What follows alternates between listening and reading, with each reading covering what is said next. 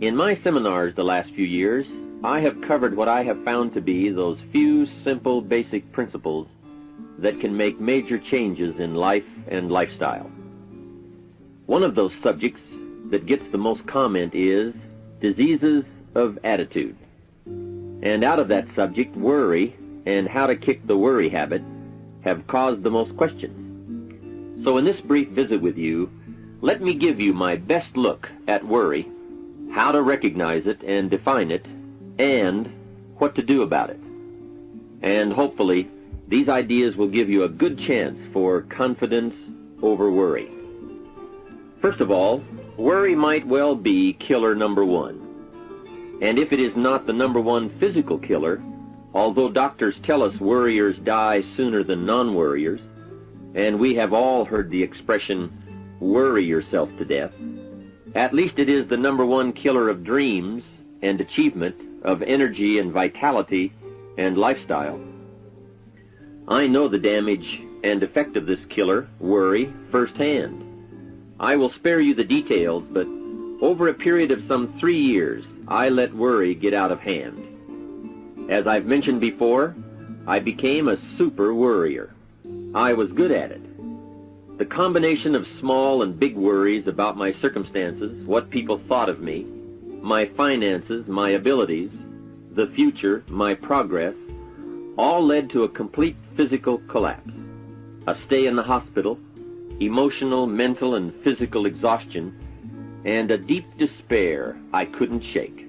A sad picture for a young man who should have been well on his way to carving out his share of opportunity. I am happy to tell you that good fortune came my way, and as many of you may be aware, I met a man, Mr. Earl Schoaf, with his ideas and inspiration and the help of a very close friend. I worked my way past the minefields of worry and disaster and out into the clear air of mental sunshine. And if I did it, anybody can do it. I'm not saying it's easy. It took me almost a full year to kick the worry habit. It took practice and much effort, but it was well worth it. Remember, don't ask for the task to be easy, just ask for it to be worth it. Don't wish it was easier, wish you were better. Don't ask for less challenge, ask for more skills. Don't ask for less problems, ask for more wisdom. It's the challenge that makes the experience. And life and its color and meaning and adventure for you is this collection of experiences. To wish them away is to wish your life away. So let's get to worry and what it is and what it does, how to define it, and what to do about it. And let's do it with eager, high hope that it won't be long until you will be free of the worry habit and on your way to the life and lifestyle that you want. First of all, let's define worry. There are many ways we could describe it. Worry is fear painting pictures in your mind. And if you watch that mental movie too long, you get a false picture of how things really are. Worry is a mental broadcasting station, and more often than not, it is false or at least distorted propaganda. Worry has that sneaky way of stopping short of giving you all the facts. Worry is often the trickery of mentally filtered facts on the negative side and the bold declaration that these are all the facts. Worry has the mental audacity to suggest that the elevator only runs one way, down. Many times worry is a 5-alarm bell for a wastebasket fire. And worry is a depletion of constructive emotion. It's wasted mental energy. It's like letting the starter run the battery down when the car won't start. And worry is most often a lack of all the facts, a lack of full understanding, a lack of total information, and an unpreparedness of ability, knowledge, talent, courage, faith, and all the other virtues.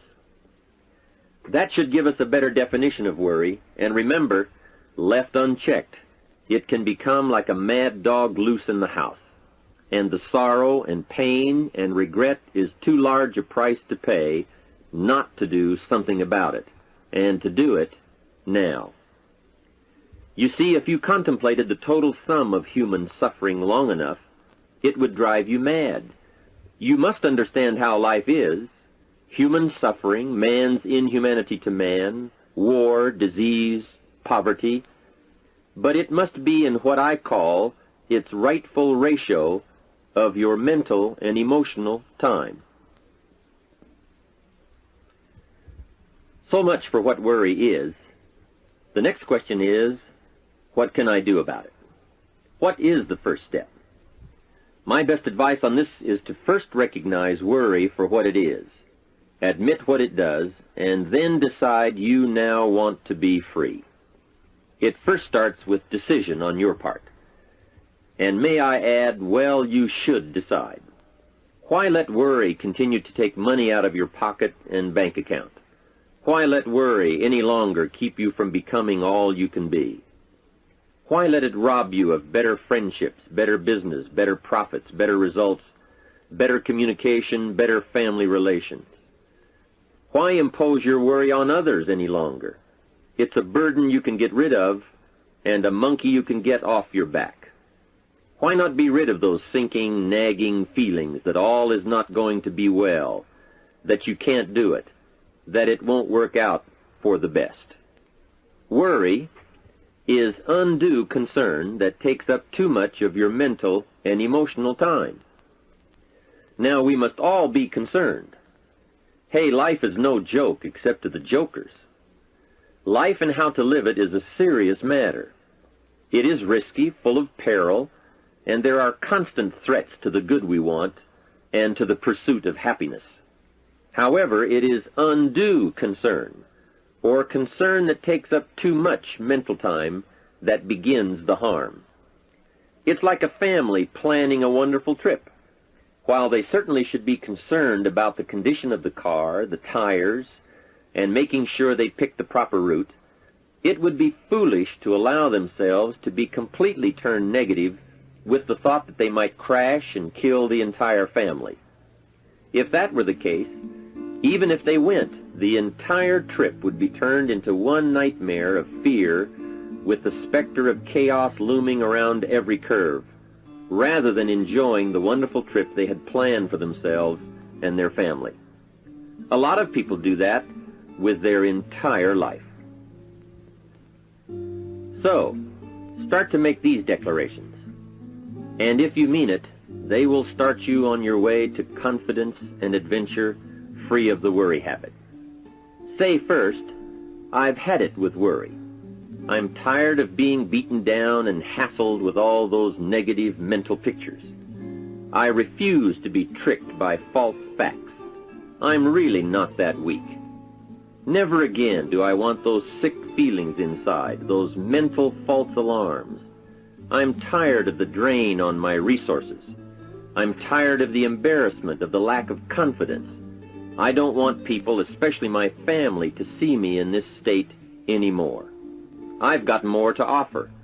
I refuse to let my life be short-circuited any longer by letting my mind run wild with a distorted view of the facts, whether I bring it up or if it comes from someone else. Prove it to yourself. Think back over all the things that you worried about, all the fantastic, catastrophic events that your well-meaning advisors had told you were going to happen. Be pleased that none of them ever happened to you, or else you would not be alive today. 90% of the things you worry about never happen anyway.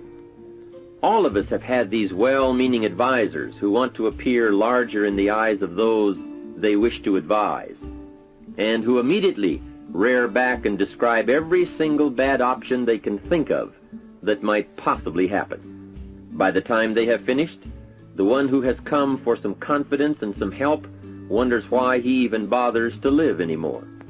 And the fact is, those things are never really going to happen anyway. Bring to question now what your mind tells you or what others tell you, and pledge not to go for false alarms. I've had it is a good beginning. This first step will start you arguing with your worry thoughts. Soon you will start to examine your fears and worries to see if they are valid, and you won't let your mind play those mental tricks any longer. It is possible to destroy any emotion you have, including worry and fear, by a very simple process, and that is, analyze it to death. Drag it out on the table and look at it. Weigh it against all of your past experiences. Make sure this one can stand against all the past facts you have. You will now start to use worry instead of letting worry use you. It's a beginning, being in control instead of out of control.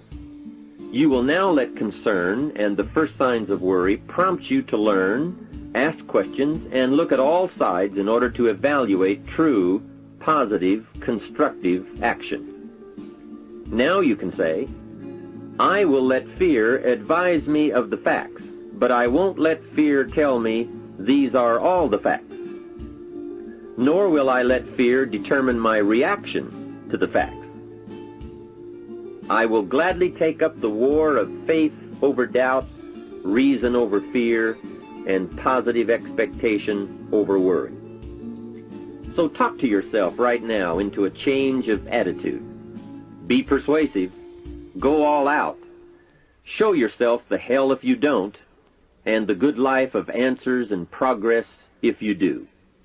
Say to yourself, what a fantastic feeling it must be to stop the panic drain on my mental energy, emotion, and physical strength.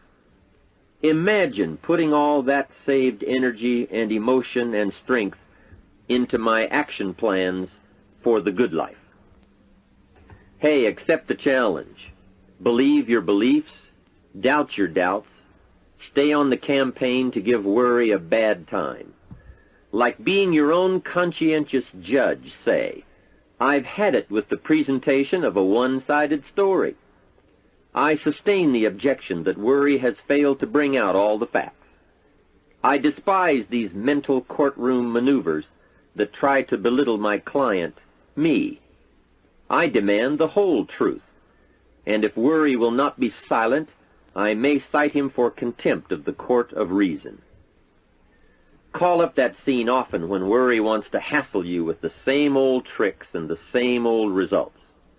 It will work every time. Okay, let's move on to some really positive steps. If you can survive all that has happened to you up to this moment in your life, in spite of doing and thinking many of the wrong things, imagine how you can succeed by now starting to do some of the right things. First, the best answer to worry is confidence, and confidence starts first with awareness.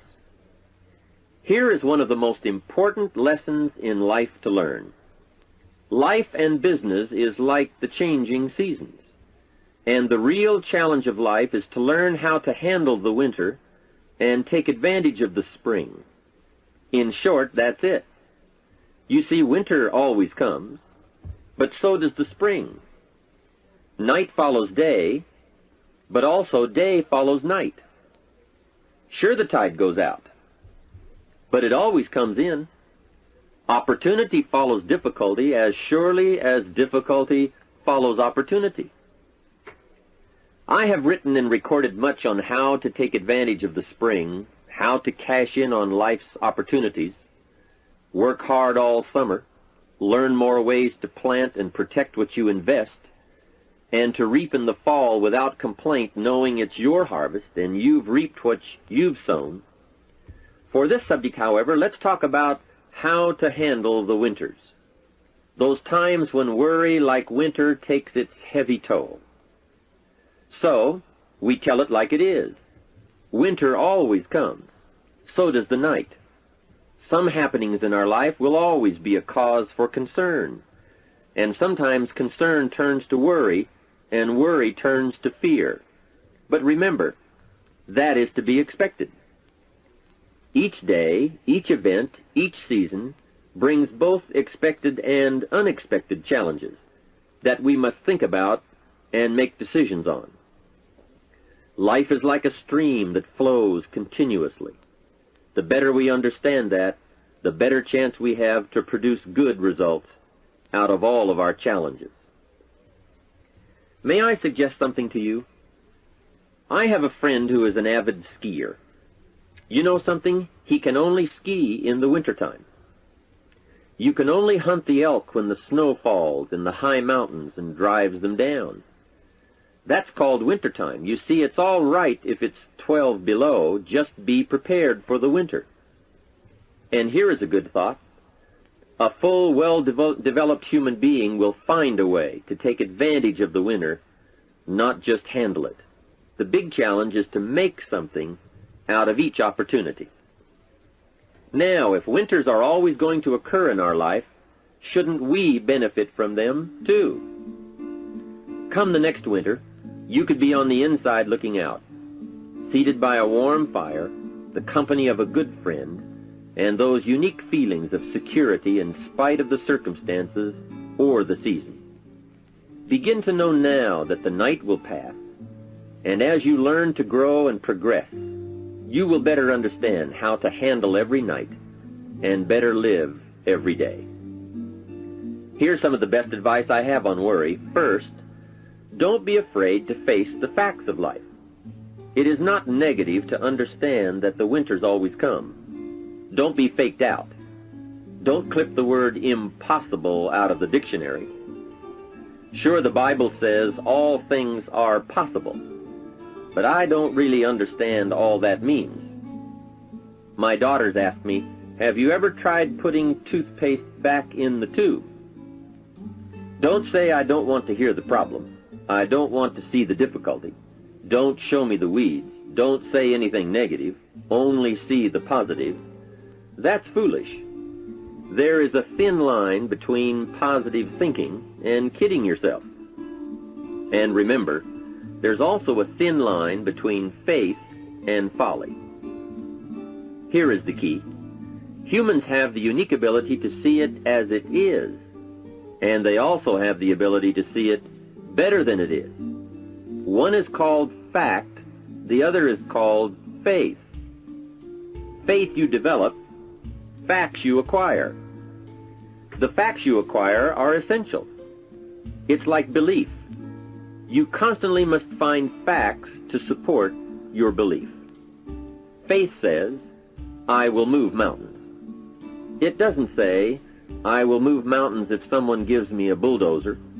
I'll move a mountain if they will build me a road up there, if the weather's nice, if they give me a shovel. Faith just says, I will move mountains. Faith doesn't ask for a result to prove its existence. Faith is because it is. And remember, people die for faith. And some people give up everything they own, their life, for faith. Many years ago, over in Vietnam, a Buddhist monk did a very clever thing. He did the ultimate in political dissent. He burned himself to death. That toppled the government. That was faith. Totality begets totality. Here is a good prayer. Help me to see it as it is, and help me to see it better than it is, and then inspire me to act. Facts and faith and action. What a combination for personal progress. And action puts fear to flight. An Old Testament phrase says, watch the ants, you sluggard. Consider their ways and be wise.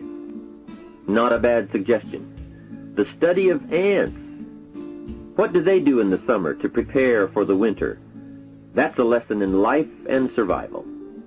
Happiness, wealth, peace, security, success, safety, friendship, reward, results, and all human achievement comes from a growing ability to understand and handle the changing seasons. And so we come right back to the theme of our entire enterprise, self-development. Learn to work harder on yourself than anything else. The key to all success in economics or mental health is self-development. It will all change for the better when you change for the better. It's what you become that really counts. And you are the only variable. So a good statement is, you can't be all positive. You can't be all confident. You can't be all faith. But confidence and faith and courage and inspiration can dominate worry and fear. Physical and emotional forces are always at work, and something will win and conquer. Make sure you give yourself the best chance to get mental and emotional domination over all of your challenges.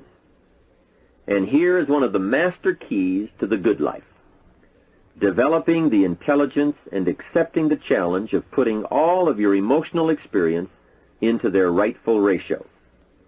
Beginning this progress can bring about the most dramatic changes. You see, disappointment is like winter. It always comes. It is foolish to say, don't be disappointed. But you must learn to discipline your disappointment.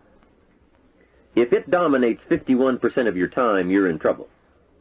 Continued heavy disappointment is like 12 months of winter, and 12 months of winter leaves very little alive. Use the guidelines of seasons to adjust to all the meaningful things that happen to you. So concern, fear, and disappointment, like many human emotions, serve a useful purpose as long as they are kept in their rightful ratio. Left unattended, the weeds take over. Disappointment rules. Worry breaks loose. Fear gets the upper hand, and doubt moves in. But managed, worked, given human action with will and knowledge and purpose, and gardens overcome weeds. Faith overcomes doubt, and confidence pushes worry into a small place. The second major key to mastering worry is to respond. Build up inside of you that heavy desire to be free, to get on with building your life and lifestyle. Too much is waiting to delay.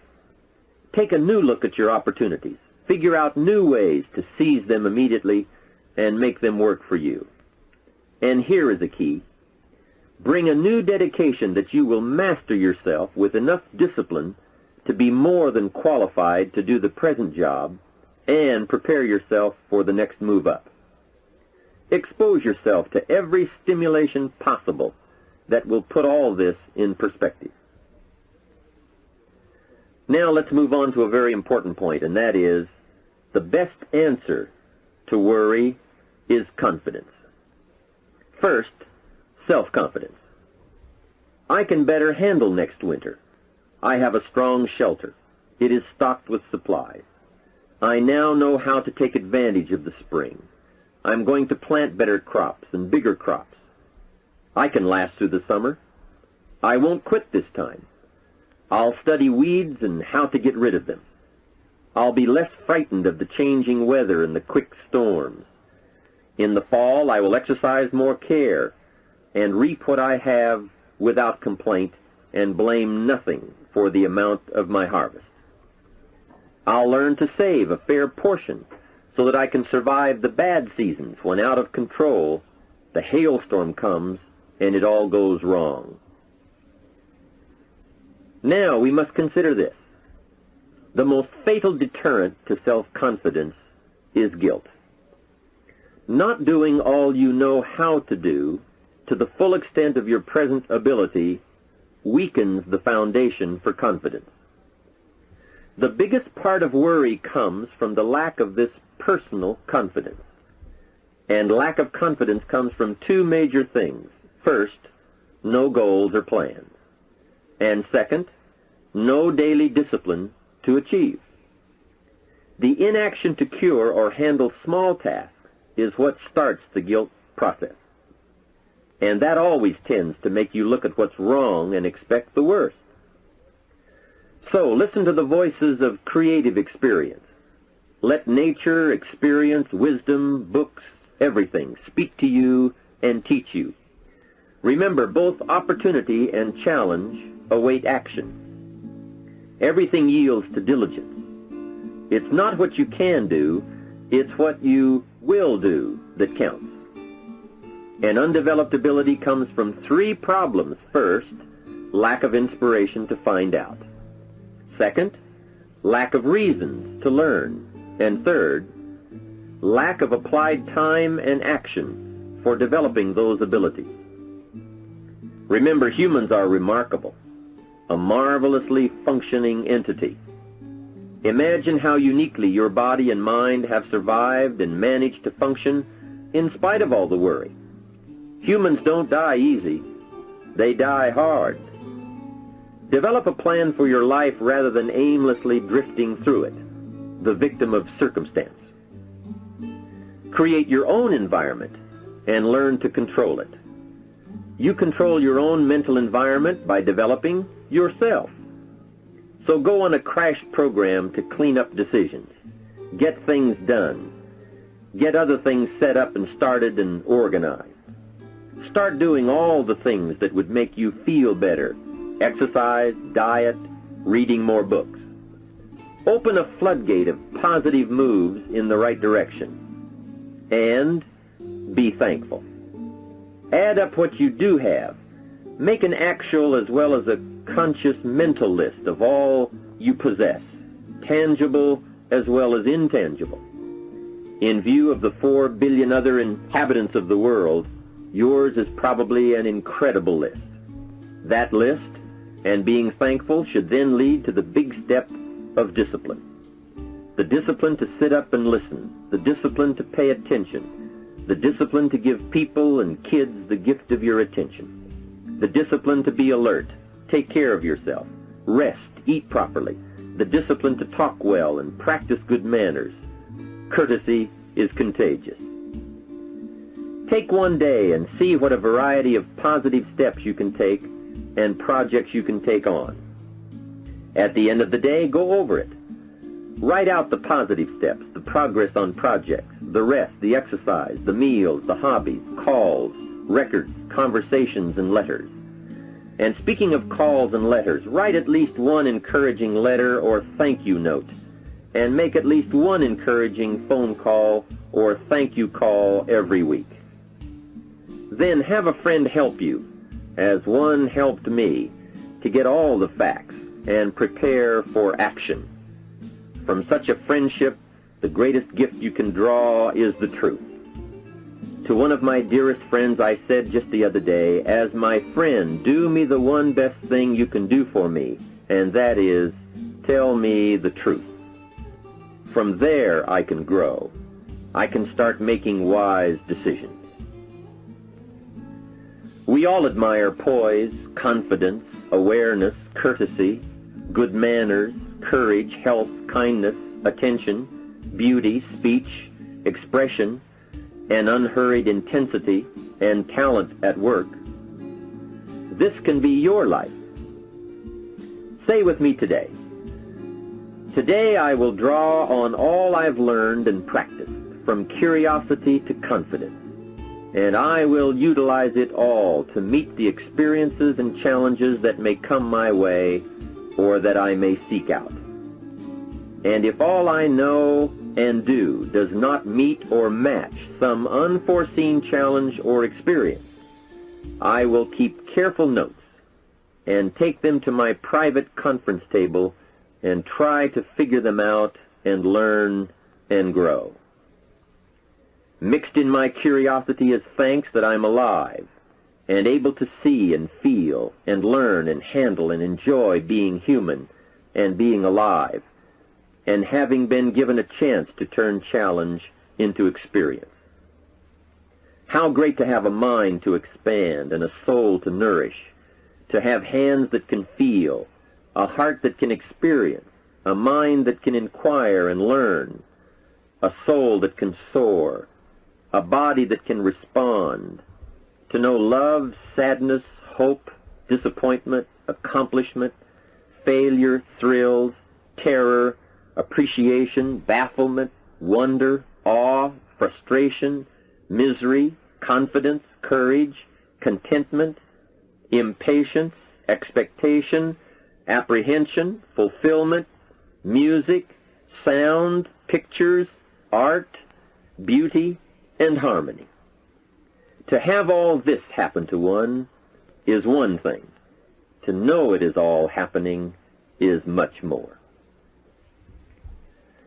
I wish for you that you might develop a growing awareness of the world around you and your possibilities in it. Develop a sense of history and destiny, and be grateful for the opportunities that you have to participate in that grand endeavor. To sum it all up, first understand what worry is. You now know that it can be beneficial and destructive depending on your awareness. Next, resolve to be free of the habit. That job is up to you, to work on yourself, to get the right attitude. Next, start the daily action of first cleaning up all your current situations. Remember, little achievements lead to confidence that conquers guilt. Then buy up every challenge to reach your goals. You can now handle it, the winter, the spring, the harvest. Bring a new zeal to every problem, to every fear, to every opportunity. The inspiration from it all and the immediate and future progress that will someday give you a view from the top of your goals, your adventure, and your achievements. In conclusion, let me give you one piece of poetry that sums up what a life of adventure should be like and how you should feel. You are now a seasoned warrior. You bear the scars of honorable battle. And here is where you stand today. The familiar words of William Henley, "Out of the darkness that covers me, black as the pit from pole to pole, I thank whatever gods may be for my unconquerable soul. In the fell clutch of circumstance I have not winced nor cried aloud. Under the bludgeonings of chance my head is bloody but unbowed. It matters not how strait the gate, nor charged to punishments the scroll. I am the captain of my fate, I am the master of my soul." From all of my staff, and from myself, personally, I want to thank you for listening. Let's do something remarkable.